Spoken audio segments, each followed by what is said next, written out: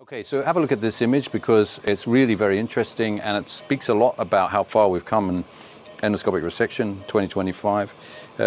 You see in front of you a really nice placed traction on a lesion in the gastric corpus, lesser curve towards the gastroesophageal junction, upper third probably.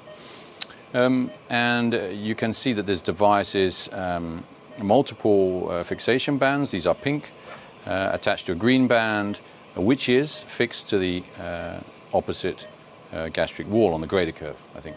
If we inflate the stomach, of course, we will get increased traction. This is how the system will work. We don't need to increase the traction now because if we do, we will pull one of the bands through the other. But if you just look at this beautiful example of traction, but that's not the reason we're here to talk to you today. We're here to talk to you about deep margin in ESD. So this is a gastric neuroendocrine tumor, biopsy proven, but unfortunately you didn't see the original image. Maybe we can attach it to the front of the video. And the question is, what we want to address today is R0 or not with ESD. So of course one of the problems with ESD is that we are only working the submucosal plane, and therefore if we want to get a complete histologic resection of a lesion, we will not be able to do that if that lesion extends into the bottom third of the submucosa, probably. And it's possible you might, but it's also possible you might not. So not certain.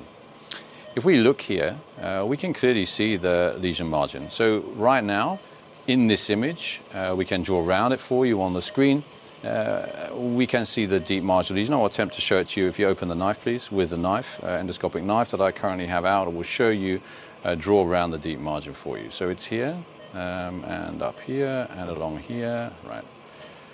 So we can show it better with a video probably, and non-moving image. So the point is that the submucosal space between the muscle layer, which is here, and the lesion, which is just like a couple of millimeters to the right, is very small. And if I inject it, close, I'll inject it with a knife, then we can make it bigger temporarily.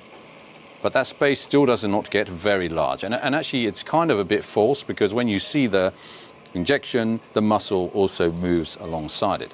And if you really want a great view of that, we can use near focus to get right up close with this imaging platform. It's really very, very nice. And you can clearly see the margin is almost right down on the muscle. So we are not going to get R0 here, or be at risk of not getting R0 here. So then we should consider, okay, we're in the fundus of the stomach, the body. We could do intermuscular dissection here, for example, to get R0. And this would be totally possible to do this here. But of course, the decision needs to be made during the procedure because people say, okay, well, maybe we do EUS for this. But EUS is not reliable for this. So we need to have another approach, and that's the endoscopic image that you're seeing here. So we will proceed with intermuscular dissection here, and we'll show you the result. But this was more just to inform you about how you can make these decisions during endoscopy because it is visible to you. The deep margin is visible on this image, and that's the point I want to bring out of this short video.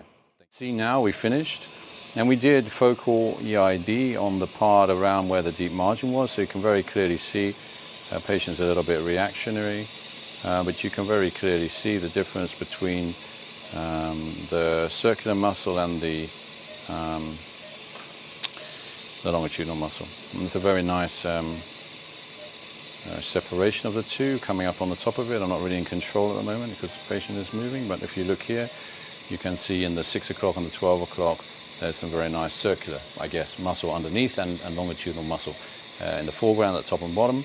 As we expand it up, you get a very nice view of that, and hopefully we've achieved that under the deep margin of where we thought the lesion was. And you can see very nice, you see the position of this. So yeah, there you go. That was done for suspicion that we might not have a deep margin if we just did ESD. Thanks for watching.